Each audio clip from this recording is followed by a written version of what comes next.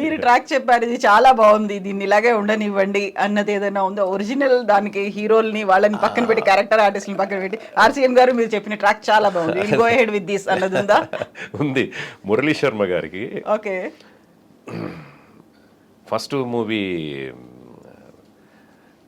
నాని గారి మూవీ చేశారు కదా, ఆ మూవీలో చెప్తే బన్నీవాసు గారు ఎవరన్నారంటే చాలా బాగుంది, బాగా చెప్పారు, బాగా మ్యాచ్ అయ్యింది కూడా, ఉంచేయచ్చు అని. ఆల్మోస్ట్ ఆల్ అలాగే కొద్దిగా మిమిక్రీ కూడా తెలుసు కాబట్టి కొద్దిగా కైండ్ ఆఫ్ ఇది చేశాను కాబట్టి బాగుంది, ఉంచేద్దాం అని కూడా అనుకుని, లేదు లేదు మురళీ శర్మ గారు తెలుగు చాలా బాగా చెప్తారు, ఆయన ఆల్మోస్ట్ అలా ఆయన డబ్బింగ్స్ అన్ని ఆయన్ని చెప్పుకుంటారు కదా అని చెప్పేసి ఆ సినిమాకి మళ్ళీ ఆయన వచ్చి డబ్ చేయడం జరిగింది. అదొకటి అన్నారనమాట, చాలా దగ్గరగా చెప్పావు, ఉంచేద్దాం అనుకున్నాం ఒకనొక టైంలో, బట్ మురళీ శర్మ గారు వెరీ పర్టికులర్, ఆయన వచ్చి చెప్పారు. తెలుగు నేను బాగా, ఆయన బాగా మాట్లాడగలుగుతారు, తెలుగువారు కదా ఆయన, అట్లాగానే ఆయన మిస్ అయ్యి లేదు అని అంటే ఇంకా అది ఉంచేసేవాళ్ళేమో. బాగా సత్యప్రకాష్ గారికి ఒకసారి కోడిపుంజు అనుకుంటాను సినిమా పేరు, ఆ సినిమాలో చెప్పాను, చెప్తే ఆయన వచ్చారు, డబ్బింగ్కి వచ్చారు, ట్రాక్ చెప్పాను, ట్రాక్ అని చెప్పాను, చూశారు, బా చాలా బాగా చెప్పారండి, ఎవరు చెప్పారు అంటే ఆర్సీఎం రాజు అని ఇలా చెప్పారు. ఫోన్ చేశారు, రాజుగారు ఎక్సలెంట్ చెప్పారండి డబ్బింగు, సరస్వతి పుత్రులు మీరు, నేను చెప్పుకుందామని వచ్చాను కానీ ఇంత అద్భుతంగా చెప్పిన తర్వాత మళ్ళీ నేను చెప్పాలా వద్దు అని నేను వెళ్ళిపోతున్నాను, మీ వాయిసే ఉంటుంది, చాలా ఎక్సలెంట్ జాబ్ చేశారు బ్రదర్, నాకు ఎప్పుడు వీలు కాకపోయినా మీకు తప్పకుండా ఐ విల్ ఇన్ఫార్మ్ అన్నారు. అలాగే ఏ సినిమా ఉన్నా ఆయన సత్యప్రకాష్ గారు కూడా చాలా ఎంకరేజ్ చేస్తారు. సుమన్ గారు డబ్బింగ్, సార్ డబ్బింగ్ ఎప్పుడు వస్తారంటే, లేదు నాకు ఆర్సీఎం రాసు డబ్బింగ్ చెప్తున్నారు ఇప్పుడు, ఆయనతో చెప్పించుకోండమ్మని ఆయన ఎంకరేజ్ చేస్తారు. అంటే పర్టికులర్గా చాలామంది నా ఫ్రెండ్స్ రాజేంద్ర వీళ్ళందరూ వాయిస్ నాది ఉండాలని కోరుకుంటారు నటులుగా. దిల్ రమేష్కి నేను ఫస్ట్ దిల్ సినిమాలో చెప్పినప్పుడు, మొన్న ఈ మధ్య ఒక వేదిక మీద కలిసి, నేను రాక ఒక మంచి క్యారెక్టర్ వస్తే నాతో డబ్బింగ్ చెప్పించలేని బాధపడ్డాను నేను, బట్ చూసిన తర్వాత ఎందుకు చెప్పించారని అర్థమైంది.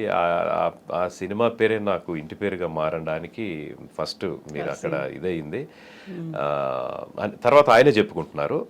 స్టార్టింగ్లో చాలామంది ఆర్టిస్టులకి, పెద్ద పెద్ద హీరోలకి కూడా డబ్బింగ్ ఆర్టిస్టులు వర్క్ చేసిన సందర్భాలు ఉన్నాయి. అంటే రాజశేఖర్ గారికి, సుమన్ గారికి మన సాయి కుమార్ అన్నయ్య అద్భుతంగా చెప్తారు, అందులో తిరుగులేదు. అంటే ఈ గొప్ప విషయం ఏంటంటే వీళ్ళిద్దరూ అంటే తెలుగు సినిమాల్లో సూపర్ స్టార్స్గా అద్భుతమైన హిట్స్ ఇచ్చారు కాబట్టి ఇద్దరు వాళ్ళకి అద్భుతంగా చెప్పారు. కానీ ఒక తెలుగు వచ్చిన నటుడికి మనం తెలుగు చెప్పడం అంటే అఫ్కోర్స్ కొద్దిగా లాంగ్వేజ్ అటు ఇటుగా ఉంటుందని చెప్పి స్టార్టింగ్లో చెప్పించి ఉండొచ్చు. తెలుగు వచ్చిన వాళ్ళకి చెప్పడం చాలా కష్టం. వాళ్ళు లైక్ ఇందాక మురళీ శర్మ గారు అనుకున్నాం కదా, వాళ్ళు ఒక పట్టాన యాక్సెప్ట్ చేయరు. మేము బాగా చెప్తున్నాం కదా, మా వాయిస్తోనే మేము క్లిక్ అవ్వాలనుకున్నాం కదా, అయినప్పటికీ కూడా స్టార్టింగ్లో కొంతమందికి డబ్బింగ్ ఆర్టిస్టులు వర్క్ చేసిన తర్వాత మళ్ళీ వాళ్ళ వాయిసులతోనే రాణించారు. చాలామంది ఆర్టిస్టులు ఉన్నారు. మా జయభాస్కర్ గారు, స్వర్గీయ జయభాస్కర్ గారు, అందులో తర్వాత రతనన్నయ్య, రవిశంకర్ గారు, సాయి కుమార్ గారు, శ్రీనివాసమూర్తి గారు, వాయుపుత్ర నాగార్జున ఇక్కడ చాలా పాపులర్, కుంచే రఘు గారు, ఇట్లా చాలామంది హీరోస్కి వాళ్ళు మొదట్లో ఇనీషియల్ డేస్లో చెప్పారు. కానీ ఆ తర్వాత వాళ్ళు బాగా క్లిక్ అయిన తర్వాత మన ఆర్టిస్ట్ శివాజీ గారు నితిన్కి జయం ఈ సినిమాలు చెప్పారు కదా, ఆ తర్వాత మళ్ళీ నితినే కంటిన్యూ అవుతున్నాడు. అట్లా కొన్ని సందర్భాల్లో జరుగుతుంది అది. ఇది అవసరాన్ని బట్టి, రిక్వైర్మెంట్ని బట్టి అంతే తప్ప ఇది ఏం పెద్ద ఇది కావాలి కంపల్సరీ అయితే ఏం కాదు ఇది. ఇప్పుడు కల్కి మూవీకి సంబంధించి చూసుకుంటే ప్రతి ఒక్కదాన్ని నాగశ్విని కూర్చొని చూసారు, మీరు డబ్బింగ్ అవుతున్నంతసేపు కూడా ఎన్ని రోజుల పాటు జరిగింది? ఎందుకంటే ఆ సినిమాలో హీరో ఎవరు అంటే అశ్వత్థామే, అమితాబ్ బచ్చనే అని అనిపించింది. ప్రభాస్ సెకండ్ దాంట్లో ఉంటారు, ఇప్పుడు అంతా అశ్వత్థామే కనిపిస్తున్నాడు ఇందులో. ఆ వాయిస్ అంతా అంతలా ఎలివేట్ అవ్వడానికి, అంత ప్రొజెక్ట్ అయిపోయి అంత పెద్దగా కనిపించడానికి, అంత గ్రాండ్గా కనిపించడానికి ఎంత టైం తీసుకున్నారు మీరు డబ్బింగ్కి? 10 రోజులు, 10 days పట్టింది. రోజుకి ఎన్ని గంటలు ఉండేది? రోజుకి 2-3 hours చెప్పాను, చెప్పలేదు. ఒక్కొక్క డైలాగ్ డైరెక్టర్ గారు ఒక 2 days మాత్రం ఉన్నారు. మిగతా మన కో డైరెక్టర్ లక్ష్మణ్ ఎక్కువగా చూసుకునేవాడు. తను ఏంటంటే ఇంకా అస్సలు డైరెక్టర్ గారు ఉన్నప్పుడైనా కొద్దిగా స్పీడ్ అయ్యేదేమో కానీ ఒక్కోసారి డైరెక్టర్ గారు ఉన్నప్పుడే వర్క్ స్పీడ్ అవుతుంది.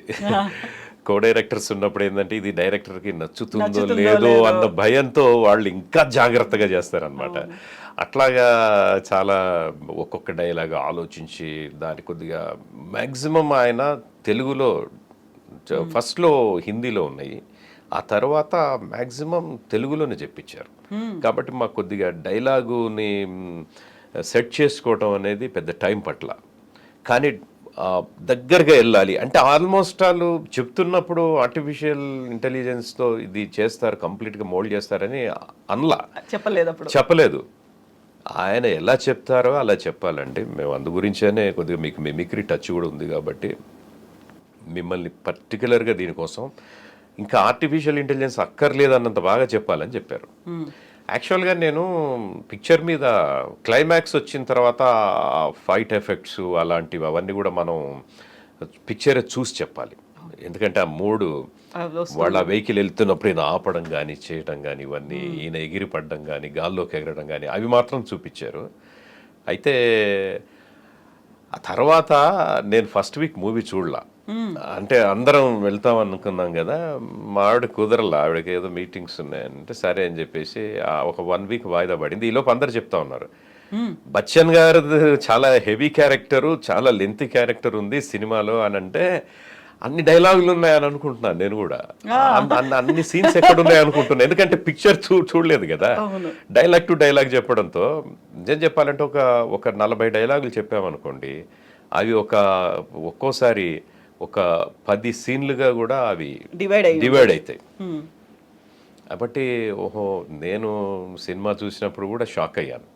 తర్వాత ఆయన హైట్, అది ద్వాపర యుగంలో హైట్ అంతా కూడా అలాగా అంత ఉంటుందని చెప్పాను. ఎంత బాగా చూపించారో అసలు ఆయన ఆ వయసులో అంత కష్టపడి అసలు రోప్స్ కట్టుకొని, అంటే ఈవెన్ దో ఆ ఏజ్లో బాడీ సహకరించాలి కదా, ఆయన డూప్ లేకుండా అంత బాగా అసలు ఎక్సలెంట్ చేశారు, చాలా బాగా చేశారు. It's great Bachchan sir. Again angry young man and angry old man. ఇప్పుడు మీకు ఒక 25 years congratulations on your silver anniversary అండి. Thank you so much.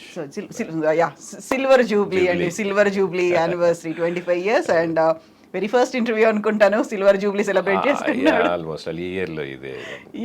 అయితే మీకు ఇప్పటిదాకా దాంట్లో సాటిస్ఫాక్షన్, ఎస్ నేను ఎదురు చూసాను, ఇది సాధించాను అనుకున్నది అయితే అశ్వత్థామ అమితాబ్ బచ్చన్ గారికి మీరు చేసింది. టఫ్ అనిపించింది ఏముంది? చాలా కష్టపడ్డాను, చాలా గొంతు చించుకోవాల్సి వచ్చింది, లేకుంటే ఇప్పటిదాకా చేసిన దాంట్లో ఇంత స్ట్రెస్ నేను పెట్టలేదు అనుకున్నది ఏమున్నాయి? ఉపేంద్ర గారికి రక్త కన్నీరు మూవీ ఆల్మోస్ట్ అలా అది 20 ఏళ్ళు అయిపోయింది. 2004లో రిలీజ్ అయింది, ఇది 2024. 2004 20 years బ్యాక్. 2003లో డబ్ చేసాము డిసెంబర్లో, రిలీజ్ అయ్యేసరికి 2004 ఫిబ్రవరిలో. నాకు అది గ్రేట్ ఎక్స్పీరియన్స్. దేవి థియేటర్లో రిలీజ్ అయింది. నాది లీప్ ఇయర్, 4 years ఒకసారి వస్తుంది. My birthday celebrated there థియేటర్లోనే.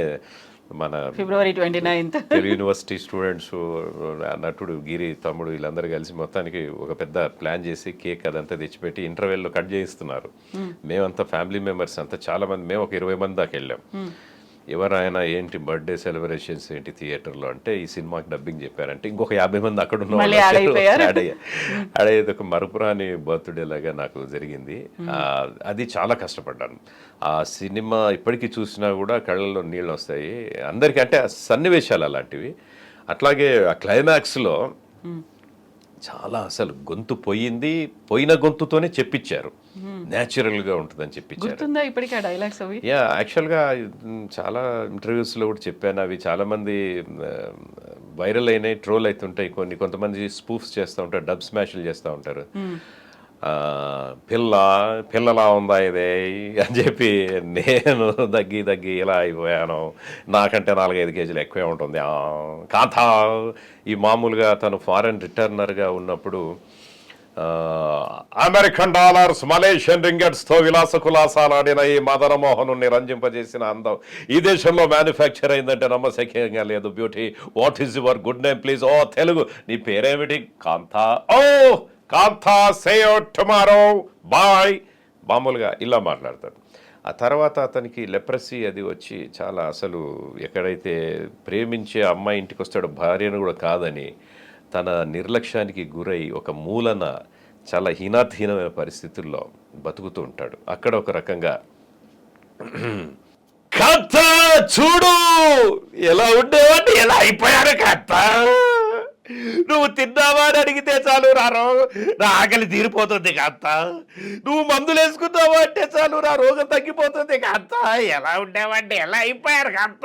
London foreign tender రాబా, 1 సిగరెట్ ప్లీజ్. అయ్యయ్యో, ఎలుకలు పందికొక్కలు తిరుగుతుంటారు పాడేసింది, ఏమవుతుందో ఏమిటో కథ. మామూలుగా అట్లాగా బాడీ లాంగ్వేజ్ కూడా మీరు ఆకలింపు చేసుకోవాలి కదా. నాకు బాగా యాక్టింగ్ చేయండి, నేను చేయలేను. నాకు అది మొదటి బలహీనత. మామూలుగా కూర్చొని అలా సింపుల్ గా సైలెంట్ గా చెప్పేసుకుని పోవాలంటే కాదు. ఇలాంటివి చాలా కష్టపడాలి. మైక్ ముందు వాళ్ళు అంత చేస్తే మనం అందులో కొద్దిగా అయినా చేస్తే తప్ప అప్పుడు అది నాకు అలవాట్లేదు. కొంతమంది స్టడీగా చెప్తారు, కథలు కూడా చెప్తారు. ఒక్కోసారి ఇలాగా కాళ్ళు చేతులు విదిల్చి మైకుల్ని తన్ని తిట్లు తిన్న సందర్భాలు కూడా ఉన్నాయి స్టార్టింగ్ లో. అలా చెప్పండి, డామేజ్ చేయకండి. అదే నువ్వు what you are doing nonsense in front of mic. నువ్వు చేయాలి యాక్టింగ్ కాదు, ఇక్కడ చేయాల్సింది డబ్బింగ్. నువ్వేమైనా యాక్టర్వా? యాక్టింగ్ చేసేటప్పుడు అవన్నీ అక్కడ రా, ఇక్కడ మామూలుగా స్టడీ ఉండాలని మా సీనియర్స్ అన్ని చెప్పేవాళ్ళు. ఎందుకంటే మైక్స్ చాలా వాల్యుబుల్ మైక్స్ ఉంటాయి. అవి ఒక 5 లక్షల రూపాయల మైక్స్ ఉంటాయి. వాటిని మనం గట్టిగా ఇలా ఆవేశపడి చేస్తే కింద పడి డ్యామేజ్ అయిందనుకో అంతే సంగతులు. మేము అదే అరే జాగ్రత్త రే, ఈ మైక్ ఈరోజు 5 లక్షల దట, 6 లక్షల దట ముందే చెప్పేవాళ్ళు మా కొలీగ్స్ అంతా. అప్పుడంతా ఒక పండగ వాతావరణం లాగా ఉండేది. ఒకప్పుడు మా డబ్బింగ్స్ ఒకే హాల్లో కూర్చొని దాదాపు ఒక 20-30 మంది వర్క్ చేసేవాళ్ళం. ఇప్పుడంతా ట్రాక్ సిస్టమ్ వచ్చింది కాబట్టి ఎవరిది వాళ్ళే. అట్లాగే ఈ రక్త కన్నీరులో ఫైనల్ క్లైమాక్స్ వచ్చే వరకు ఇంకా చాలా అస్సలు బాలు అంటే ఇంట్లో ఉండే ఆవిడ కాంత, అయ్యో చంద్రా నేనే foreign returner, Balu the great water returner. ఈ ఇంట్లో ఉండే ఆవిడ అయ్యో నేను గుర్తించలేకపోయారా చంద్ర. ఈ సమాజం, ఈ సంఘం, వీటన్నిటినీ ఈ దరిద్రమైన మనుషులను పట్టించుకోవద్దు. వీరిద్దరు పెళ్లి చేసుకొని సంతోషంగా ఉంటే చాలు. నా విగ్రహాన్ని ఊరు వాళ్ళ పెట్టించు బాలు. ఎందుకంటే ఇలాంటి ఒక చండాలుడు ఒకప్పుడు ఉండేవాడని అని భయంకరం. అసలు ఇంకా డైలాగ్స్ ఉపేంద్ర అనగానే ఒక ఎక్స్ట్రీమ్ యాక్టింగ్ అనేది అంతా అందులో కనిపిస్తుంది కదా. మామూలుగా సింపుల్ గా కూర్చొని సింగిల్ గా అలా వెళ్ళిపోయినట్టుగా ఉండదు కదా. సో బాడీ లాంగ్వేజ్ దగ్గర నుంచి అసలు ఏమన్నారు ఉపేంద్ర గారి దగ్గర నుంచి వచ్చిన రియాక్షన్ ఏంటి? అసలు ఆయన ఒక్కటే అన్నారు, ప్రివ్యూకి వచ్చి చూసి కొద్దిగా అంటే కొన్ని విషయాల్లో ఆయన ఇంకా సాటిస్ఫైడ్ అవలా. ఎంత చెప్పినా కూడా ఒకటే అన్నారు, వాయిస్ బాగా మ్యాచ్ అయ్యింది, బాగా చెప్పారు ఆయన. బట్ ఏంటంటే ఇంకా మనం బాగా చేసి ఉండాల్సింది అని. అంటే ఆయన ఎప్పుడు కూడా ఇది బెటర్మెంట్ అని అనుకోరు, ఉండరు అసలు. ఆ తర్వాత ఆఫ్టర్ 20 years ఇప్పుడు యూ అండ్ ఐ ఉపేంద్ర గారి సినిమాకి మళ్ళీ చెప్తున్నాను. మధ్యలో యాక్చువల్గా శ్రీనివాసమూర్తి గారు ఆయనకు చాలా సినిమాలు చేశారు. స్టార్టింగ్ షూ కానీ ఉపేంద్ర ఇవన్నీ ఆయనే చేశారు. It's a great artist, all time greats ఆయన శ్రీనివాసమూర్తి గారు. నిజంగా ఇప్పుడు లేకపోవడం అనేది డబ్బింగ్ రంగానికి ఒక లోటు, ఒక వాక్యూమ్ అది. బట్ ఆ తర్వాత ఇద్దరం సైమల్టేనియస్గా శ్రీనివాసమూర్తి గారు బాగా చెప్పిన రోజుల్లో నాకు ఈ అవకాశం రావటం, దాన్ని అలాగే హోల్డ్ చేసుకొని ముందుకు తీసుకెళ్ళి అట్లాగే కొన్ని సినిమాలు అన్నయ్య భారతీబాబు అన్నయ్య రైటర్గా చాలా సినిమాలు నాతో చెప్పించారు ఆయన. బ్రాహ్మణ ఒకటి, అందులో అటువంటి సినిమాలు ఉన్నాయి. తర్వాత ఇప్పుడు యూ అండ్ ఐలో ఇక సెలెక్ట్ చేసుకొని మనకు రక్త కన్నీరు అవన్నీ చేశారు అని అంటే అయితే 20 years తర్వాత ఆయనకు చేయడం అనేది గుర్తు పెట్టుకున్నారా? అవన్నీ మళ్ళీ అన్ని నేను చెప్పాను. బెంగళూరు, ఈ సినిమాకి బెంగళూరు వెళ్ళాము.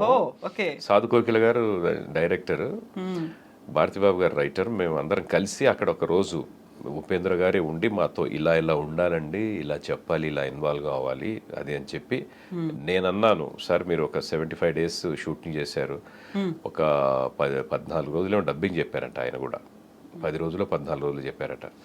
మరి నేను ఒక్క రోజులో అంత ఇన్వాల్వ్మెంట్ కాలేను సార్ అని చెప్తే వెరీ గుడ్, మంచి మాట చెప్పారు మీరు, వెళ్ళి సినిమా చూడండి, మెజెస్టిక్లో ఉంది సుదర్శన్ థియేటర్, అక్కడ చూసి తర్వాత వర్క్ చేయండి అని చెప్పి మంచి ఇన్స్ట్రక్షన్స్ ఇచ్చారు. ఆ తర్వాత ఈ U&Iకి మధ్య ఫిలిం సిటీకి ఆయన షూటింగ్కి వచ్చారు, శివరాజ్ కుమార్ గారు సినిమా ఏదో చేస్తున్నట్టున్నారు, అప్పుడు డబ్బింగ్ చూసుకోవడానికి వచ్చారు. డబ్బింగ్ థియేటర్కి వచ్చి కడబ్స్కి వచ్చి చూశారు ఆయన, నన్ను పిలిపించారు.